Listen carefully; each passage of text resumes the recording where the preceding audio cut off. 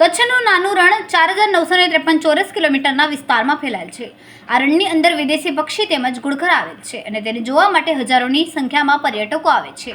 આ રણમાં આવેલ ઘુડખર એક દુર્લભ્ય પ્રાણી છે અને બીજે ક્યાંય જોવા નથી મળતા, જે આ કચ્છના નાના રણમાં જોવા મળે છે.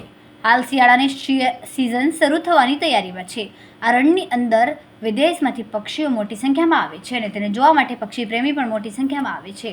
ત્યારે સરકારના વન વિભાગ દ્વારા વન્ય પ્રાણીને બચાવવા માટે લોકોને સમજણ આપવા માટે શિયાળામાં નિઃશુલ્ક શિબિરનું આયોજન કરવામાં આવે. આગામી 14 જૂન સુધી આ અભયારણ્ય પ્રવાસી માટે ખુલ્લું રહેશે. છેલ્લા વર્ષોમાં આ રણની અંદર મુલાકાત લેનાર પ્રવાસીની સંખ્યામાં ઉત્તરોત્તર વધારો થઈ રહ્યો છે.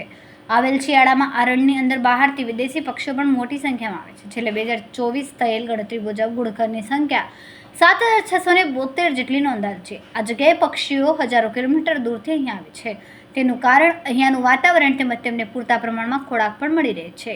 ઉલ્લેખનીય છે કે અભયારણ્ય દ્વારા શિયાળામાં રણની અંદર સ્કૂલના વિદ્યાર્થીઓ માટે નિઃશુલ્ક પ્રાકૃતિક શિબિરનું આયોજન કરવામાં આવે, જેમાં ગુજરાતની વિવિધ સ્કૂલમાં વિદ્યાર્થીઓ આવતા હોય છે. ઉલ્લેખનીય છે કે સરકાર દ્વારા આ વખતે 7 દિવસ પહેલા અભયારણ્ય ખુલ્લા મૂકવામાં આવ્યા. દર વર્ષે 16 ઓક્ટોબરથી પ્રવાસીઓ માટે ખુલ્લું મૂકવામાં આવે છે, જે આ વખતે 7 ઓક્ટોબરથી રાજ્યના વિવિધ અભયારણ્ય ખુલ્લા મૂકવામાં આવ્યા, જેને લઈને ઘુડખર અભયારણ્ય પણ પ્રવાસીઓ માટે ખુલ્લું મૂકવામાં આવ્યું છે. રિપોર્ટર મહેશભાઈ ઉતેરિયા, સુરેન્દ્રનગર.